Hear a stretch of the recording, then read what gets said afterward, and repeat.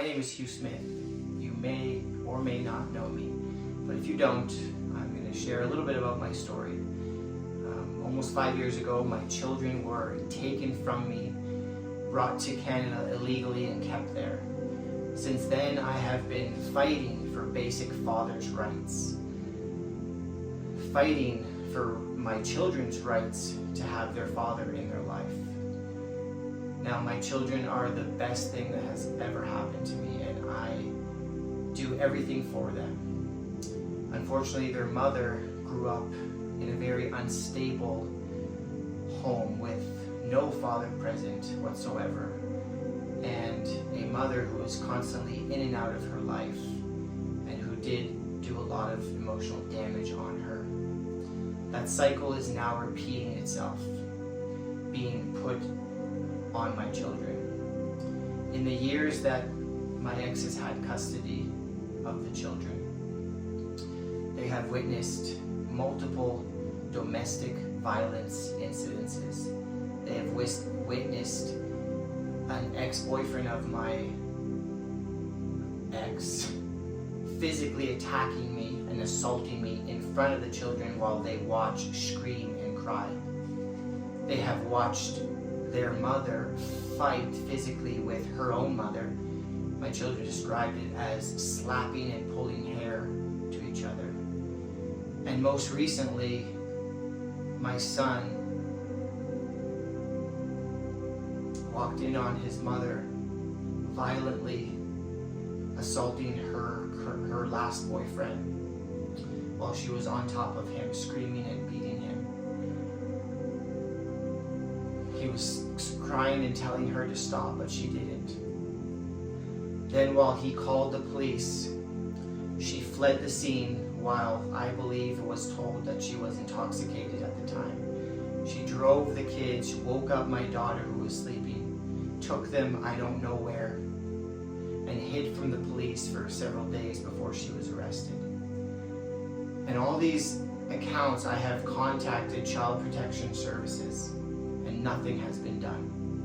It's been years in the court system showing proof of all of this, showing that the many contempts, not being able to talk to them, sometimes for months at a time, not being able to have even a video conversation or a phone conversation, not even knowing where my children live.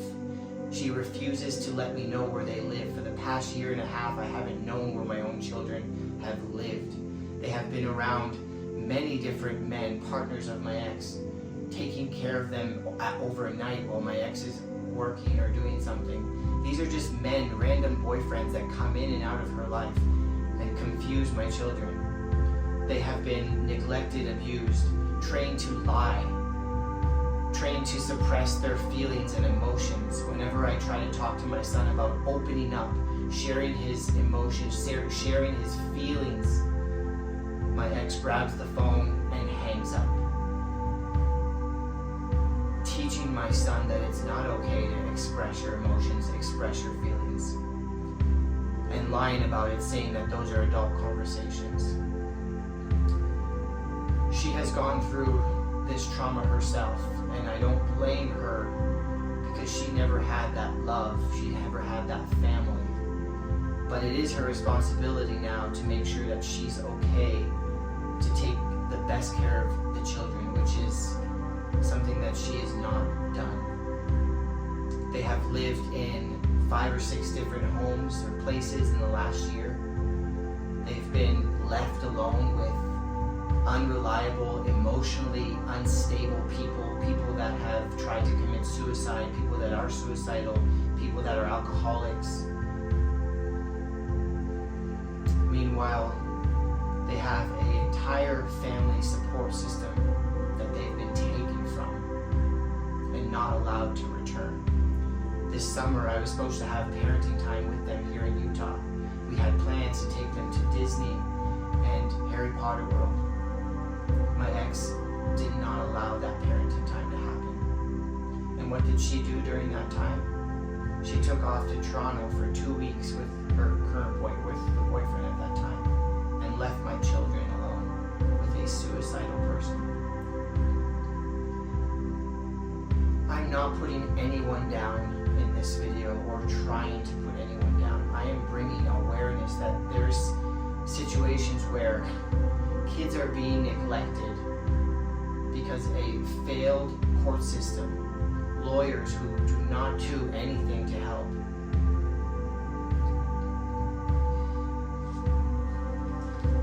I finally finished this book. Okay, it's a children's adventure educational book.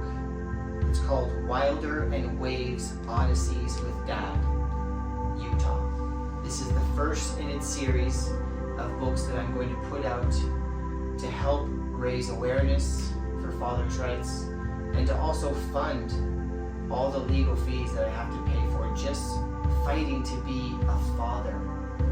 It is so sad that there's so many kids in the world without a father, and I am literally begging and trying to be in my kid's life, and there's people actively trying to take that away from their own children, take that love away from their own children. It is the saddest, sickening thing that I can think of that you can do to children. Teaching them to lie, teaching them that it's not okay to share your emotions.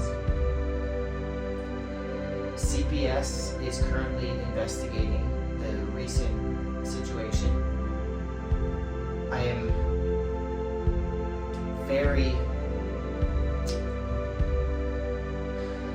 I'm not expecting too much to happen, because in all the cases that they've gone through before, all the situations, nothing has been done. I don't know what has to happen for somebody to finally step in and see the situation for what it is and be like, these children are not in a good situation. And there is a good situation, a better situation for them, with their father in Utah, with their stepmother who they love, with the family support, with all the attention, all the love, everything that I want to give them. Currently, their schedule is the following: school, YMCA after school program, which they do not like, babysitter, then get home late at night, go on their iPad, and then go to bed. Where's the parenting? There is no parenting going on. The light in my children's eyes, it's almost like it's gone. I don't even recognize them. I want to give my kids every experience, give them every opportunity to grow, to experience, to travel, to learn culture, to learn how to be a good human. And they're being held hostage in Nova Scotia. I wrote this book to help fund this fight, to bring awareness. So please, if you believe in fathers, if you are a father, if you are a wife that knows how much your husband or the kid's father means in your life, I'm asking you to support. Buy a book, write a review, share this message. No children should live in risk of that abuse, that emotional trauma that continues to happen without anything being done. No children deserves that. Something has to be done.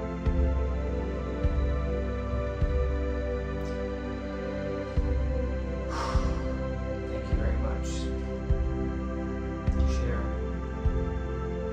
Pick up your book. And I look forward to sharing more messages. The last thing I'll share is I have started a website